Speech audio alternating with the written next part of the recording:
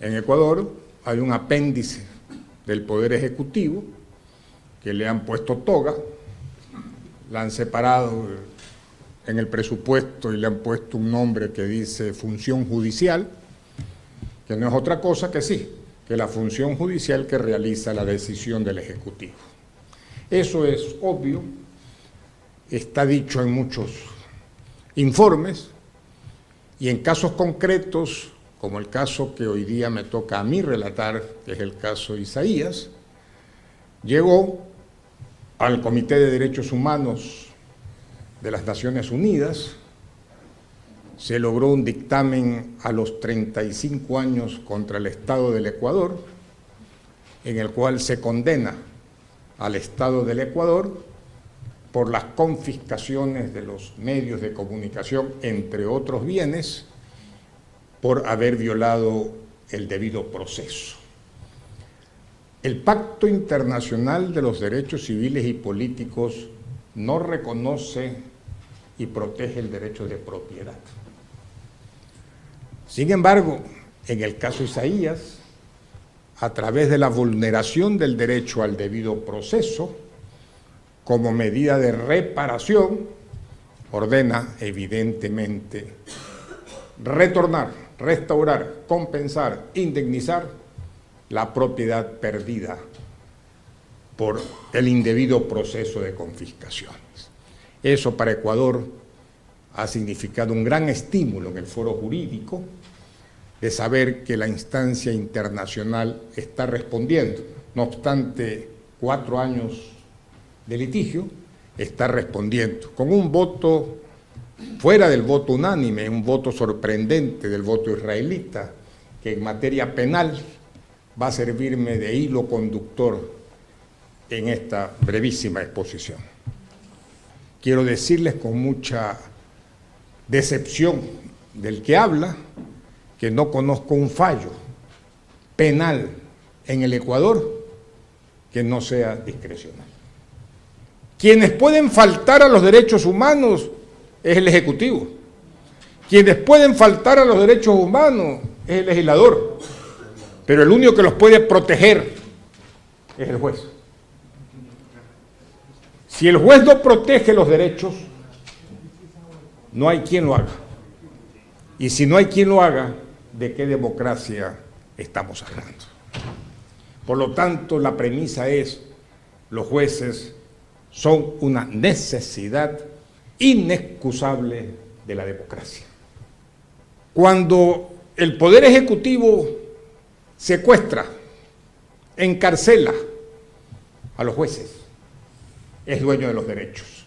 Y si hay un dueño de los derechos, ya no hay derechos. Eso sucede en el Ecuador. En el 2011, mediante consulta popular, típica arma de las dictaduras populistas, desde Hitler gobernó siempre en base a consultas populares. La ley de las camas vacías fue aprobada por el 99% de la población alemana, que permitió el experimento en los niños y en los infantes. El pueblo alemán apoyó por mayoría absoluta muchas leyes, igual que Correa consiguió que el pueblo ecuatoriano apoye por mayoría el que exista un consejo de la judicatura en el Ecuador, conformado por 5 delegados de él, que podían disciplinar a los jueces. En otras palabras, traduzcamos esto en eufemismos: ordenar a los jueces lo que al gobierno le interesaba, que tuvieron el membrete y tienen el membrete de asuntos institucionales. Cuando se trata de un asunto institucional, el juez ni se atreve a dudar de que le manden el pendrive para ponerlo y hacerlo sentencia. Y esa es la labor judicial más la firma. En el caso Isaías, el objetivo era uno de los que no puede privarse el socialismo del siglo XXI como mandato programático: el Estado propaganda. El Estado propaganda implica dominar los medios de comunicación, o al menos moderarlos o silenciarlos. En el Ecuador se decidió los dos sistemas. Con El Universo fue la primera intención de quebrar el periódico. declarar la bancarrota del periódico. Y se logró salvar la bancarrota del periódico por una medida cautelar de la Comisión Interamericana de Derechos Humanos. Una vez más, la justicia supranacional reemplazó la falencia de los jueces, entre comillas, jueces ecuatorianos. Y eso detuvo la ejecución de la condena que todavía subsiste contra Diario El Universo, tanto penal como civil. En el caso Isaías, había que confiscar los medios de comunicación, 2 medios, entre otros, de nivel nacional y de primera opción. ¿Qué tuvieron que hacer? Crear un proceso penal por la entrega de Filambanco al Estado ecuatoriano con superávit, y después de 15 años de proceso, óigaseme bien, 15 años de proceso, sin acusación fiscal por delito de peculado, decide los jueces de la Corte Nacional de Justicia que constituía peculado bancario el haber inobservado normas del programa de estabilización del banco sin pérdida para el banco, sin beneficio para los accionistas, sin beneficio para nadie y sin perjuicio para nadie, era peculado. Y el artilugio de palabras que las utilizan para adecuar la conducta al peculado es digna de una historia de Ripley que ya la relataremos oportunamente. Este caso fue llevado en su contexto a las Naciones Unidas.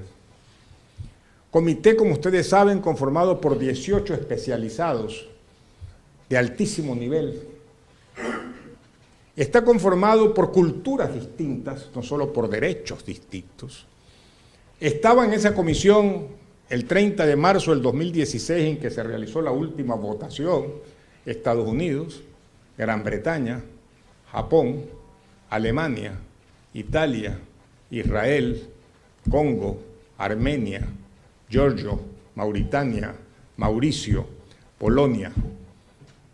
Es decir, no creo que estas culturas y diferentes maneras de observar el derecho y concepciones incluso del derecho no hayan podido ver lo que vieron y se sorprendieron de que el Estado ecuatoriano, el 8 de julio, declare la confiscación de los medios de comunicación. El 9 de julio, al día siguiente, la Asamblea Constituyente del Ecuador, comandada por el presidente Correa, declaró que esa confiscación era legítima. Pero no solo eso, sino que era tan legítima que en el artículo 2 prohibió que cualquier juez pueda revisar el acto dictado de confiscación. Y no solamente eso, en el artículo 3 dijo que si algún juez se atrevía, sería destituido y perseguido penalmente, dicho en el propio mandato de la Asamblea Constituyente. Tanto así que en uno de los juicios en el estado de la Florida, cuando se leyó este mandato 13, el juez de primera instancia, juez Thornton, si mal no recuerdo, lo leyó, le preguntó al abogado del Estado ecuatoriano si por si acaso él quería saber si ese mandato también era contra él, que si él revocaba o opinaba en contra también. Y el Estado del Ecuador dijo que sí, que era contra cualquier juez. En consecuencia, el juez se rió muy respetuosamente y dejó el mandato. Hemos llegado a esos extremos. Por esa razón, nunca en ningún auditorio se le ha negado la razón en el caso Isaías. Pero yo quiero concluir solamente ya reflexionando en algo. Señores, tomemos en cuenta de 2 conclusiones que vamos a extraer de aquí. 1, la democracia sin jueces no existe. Hay crímenes contra la humanidad reconocidas en los simposios internacionales. Yo propongo que este instituto lleve adelante la idea de crímenes contra la democracia. Y la primera es cuando se captura la función judicial, se secuestra la función judicial y se utiliza la función judicial para meternos a todos en un solo tonel de indignidad humana, que es la que vive actualmente mi Ecuador. Muchas gracias.